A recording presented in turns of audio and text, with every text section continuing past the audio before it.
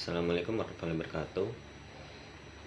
Perkenalkan, saya Muhammad Noval Langgarti dengan NIM 2024 0140200. Di sini saya akan mengerjakan UCP ketiga IKA, dan di sini kita diperintahkan untuk menjawab 5 dari 6 soal yang disediakan. Maka dari itu langsung saja. Yang pertama adalah jelaskan tentang prinsip ibadah dalam Islam. Prinsip ibadah dalam Islam adalah dasar yang mengatur bagaimana seseorang muslim beribadah secara benar dan diterima oleh Allah. Prinsip ini mencerminkan bahwa ibadah bukan sekedar aktivitas fisik, melainkan penghambaan total dengan kesadaran dan tuntutan syariat. Kemudian yang untuk nomor 2, jelaskan hukum meninggalkan sholat menurut para ulama. Didasarkan dari 4 mazhab. Kemudian yang pertama, mazhab Hanbali. Menurut mazhab Hanbali, orang yang meninggalkan sholat dihukum kafir atau murtad, yaitu keluar dari Islam. Nah, konsekuensinya adalah tidak sah menikah dengan muslimah, sembelihannya tidak halal, tidak sah menjadi wali nikah, tidak dapat mewarisi dan diwarisi. Kemudian selanjutnya, wajib ditangkap oleh pemerintah dan diminta bertobat. Jika tidak mau sholat, tidak mau bertobat, maka dihukum mati.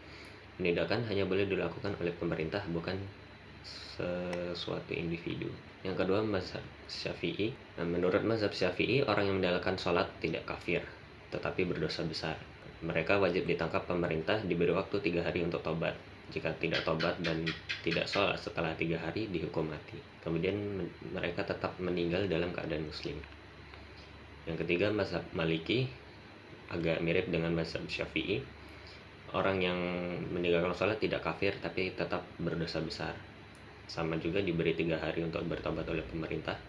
Jika tetap tidak sholat, dihukum mati sebagai hukuman duniawi, dan tetap meninggal dalam keadaan muslim. Kemudian yang keempat, mazhab Hanafi. Orang yang meninggalkan sholat tidaklah kafir, tetapi tetap berdosa besar. Mirip dengan Syafi'i dan Maliki tadi. Harus ditangkap oleh pemerintah, diminta bertobat. Kemudian jika tidak bertobat, dipenjara seumur hidup sampai mau sholat lagi. Jika mulai sholat baru dibebaskan. Kemudian untuk nomor 3, jenis-jenis puasa dan jenis-jenis puasa wajib dan puasa sunnah. Untuk yang puasa wajib itu ada puasa Ramadan. Ya, tentu saja puasa Ramadan kita semua sudah pernah menjalankannya.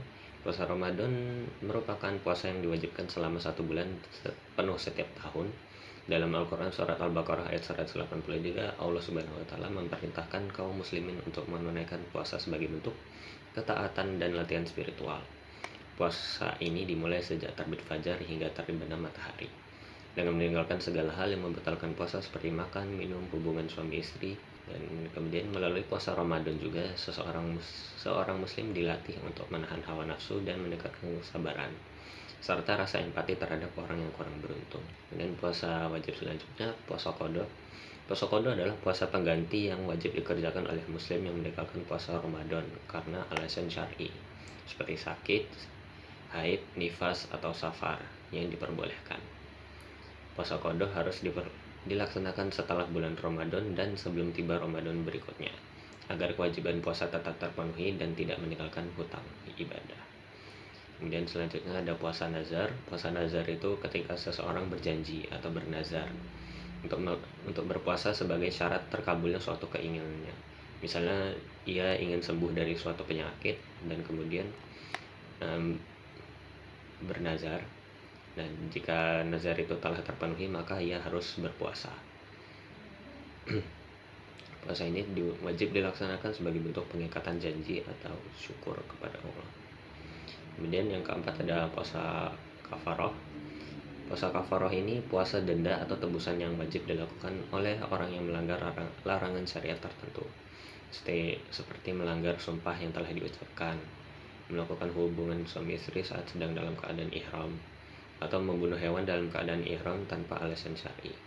Puasa kafarah bertujuan untuk menebus kesalahan dan membersihkan diri dari dosa tersebut dengan niat sungguh-sungguh dan kesungguhan hati.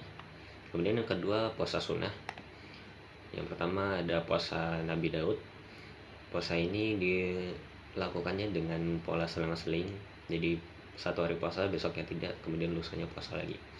Nah, puasa Nabi Daud ini merupakan puasa yang paling dicintai Allah karena mengandung konsistensi dan kesungguhan tinggi dalam beribadah. Puasa ini juga melatih pengendalian diri dan kedisiplinan.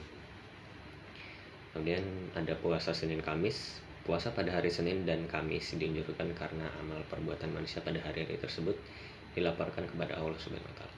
Dengan berpuasa pada hari itu, seorang muslim menunjukkan kesungguhan dalam meningkatkan kualitas amal dan meraih pahala tambahan. Kemudian ada puasa Ayyamul Bid, dilakukan pada tanggal 13, 14, dan 15 setiap bulan Hijriah.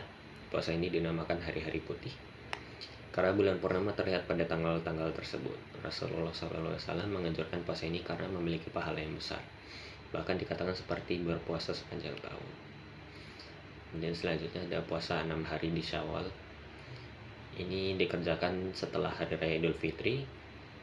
Keutamaannya sangat besar karena pahalanya seperti berpuasa selama 1 tahun penuh apabila disambung dengan puasa Ramadan. Puasa ini merupakan bentuk kesungguhan menjaga ibadah setelah Ramadan dan menambah pahala. Selanjutnya ada puasa Arafah. Itu dilaksanakan setiap tanggal 9 Zulhijjah, hari wukuf di Arafah. Sangat dianjurkan bagi yang tidak sedang berhaji. Puasa Arafah dipercaya dapat menghapus dosa 2 tahun, yaitu dosa tahun lalu dan tahun yang akan datang, sehingga menjadi amalnya sangat mulia dan penuh berkah. Selanjutnya ada puasa Tasu'an dan Asyura pada tanggal 10 Muharram, memiliki banyak keutamaan, termasuk menghapus dosa setahun yang lalu. Puasa Tasu'a pada tanggal 9 Muharram adalah puasa sunnah pilihan yang dianjurkan untuk menambah pilihan amalan, khususnya dalam rangka meneladani perjuangan dan kesabaran para nabi. Selanjutnya ada puasa bulan Syaban. Ini adalah puasa sunnah yang banyak dilakukan oleh Rasulullah SAW sebagai persiapan spiritual menyambut bulan Ramadan.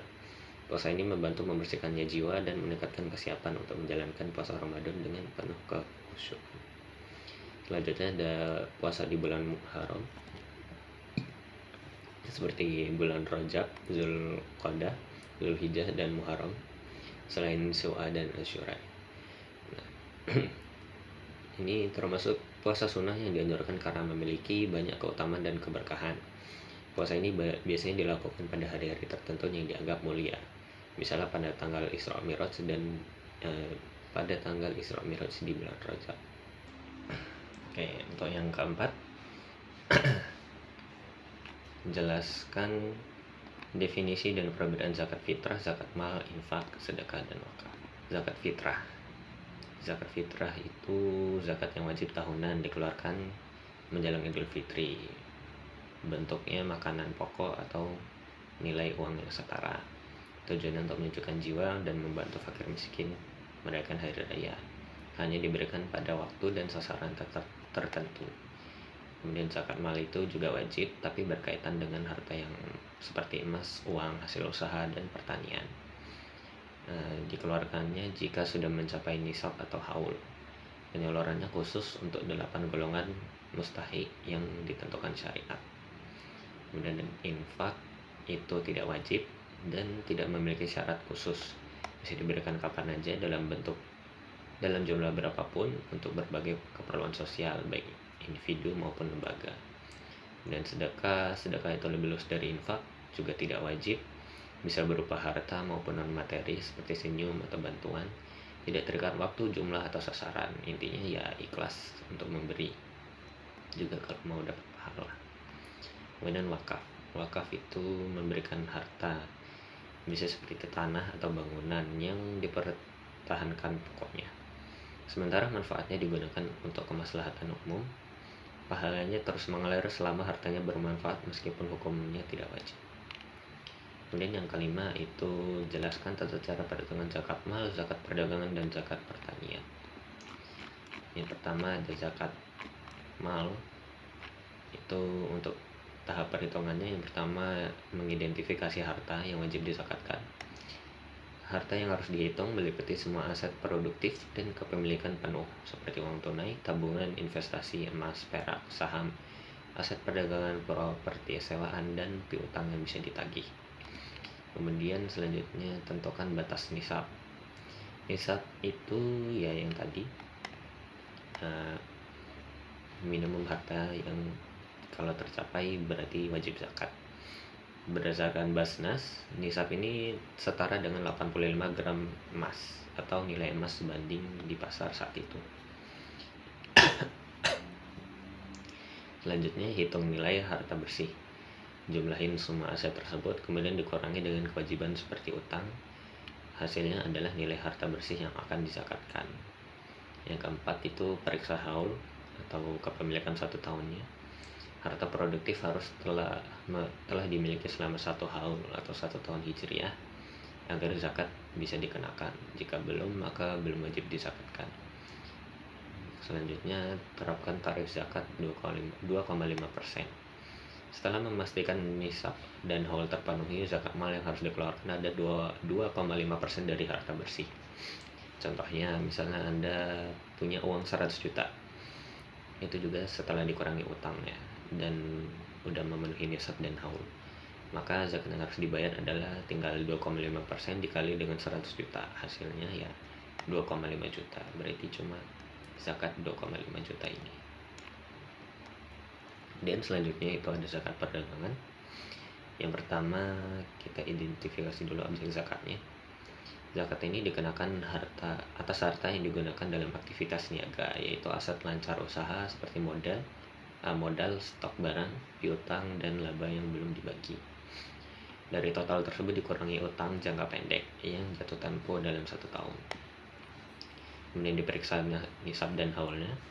Untuk wajib zakat, aset dagang yang bersih harus mencapai nisab, yaitu senilai sama kayak tadi 8,5 gram emas, dan setelah itu aset juga harus memenuhi selama 1 haul. Kemudian yang ketiga, tarif zakat. Besarnya zakat yang wajib dibayarkan adalah 2,5%, sama seperti tadi juga. Dan nilai harta dagang bersih itu aset juga harus dikurangi utang.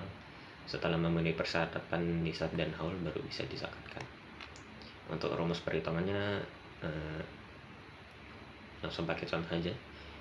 Misalnya ada pedagang yang memiliki aset usaha 200 juta dan punya utang pendek 50 juta. Berarti untuk menghitung aset bersihnya langsung aja dikurangin, dari 200 juta dikurangi 50 juta berarti 150 juta. Nah, kemudian untuk mengetahui minimalnya, maksudnya dikurangi tarifnya, berarti 150 juta dikali 2,5%, jadinya 3,75 juta. Untuk waktu pembayarannya itu, waktu terbaiknya untuk membayar zakat ini adalah akhir tahun hijriah, yaitu malam pergantian tahun baru Islam.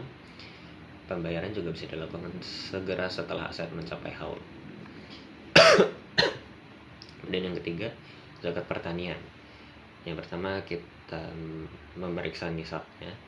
Nisab zakat pertanian itu ditetapkan sebesar 5 wasak, yaitu sekitar 653 kg gabah atau setara dengan sekitar 524 kg beras. Waktu pembayarannya itu zakat ini tuh nggak butuh haul, jadi nggak perlu nungguin kepemilikan 1 tahun. Berarti bisa langsung harus dibayarkan setiap kali panen selama hasilnya telah mencapai nisab. Yang ketiga, kadar zakat berdasarkan metode irigasi. Jika panen menggunakan irigasi alami seperti hujan sungai, tarif zakat adalah 10% dari total hasil. Jika menggunakan irigasi buatan, pompa, sumur, atau saluran buatan, tarif zakat menjadi 5% dari hasil panen. Yang keempat, cara menghitung zakat panen. Untuk menggunakannya, contohnya misalnya pakai irigasi hujan, panennya 3000 kg gabah. Berarti zakat yang harus dizakatkan itu dikali 10% karena tadi alami. Berarti 3000 kg itu dikali 10%, berarti yang harus dizakatkan 300 kg gabah. Contoh yang irigasi buatan, misalnya panen 15.000 kg gabah, zakatnya 5% karena irigasi buatan. Tinggal dikali, berarti yang wajib dizakatkan itu 750 kg gabah. Untuk penyaluran zakatnya, zakat pertanian ini bisa disalurkan dalam bentuk hasil panen seperti gabah atau beras, atau dikonversi menjadi uang setelah dijual dan diserahkan kepada mustahik untuk sesuai dengan ketentuan syariatnya. Kemudian sekian dari saya. Wassalamualaikum warahmatullahi wabarakatuh.